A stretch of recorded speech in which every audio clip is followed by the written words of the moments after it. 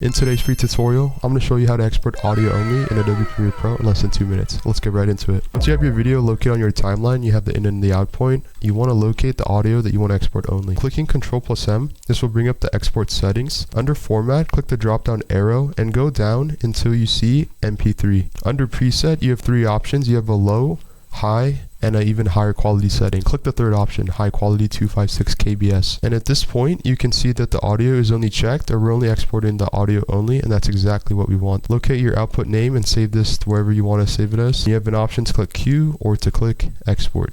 And this is the before. What's up? Can a low come up in your crib? Matthew, I'll see you at work. And this is the after.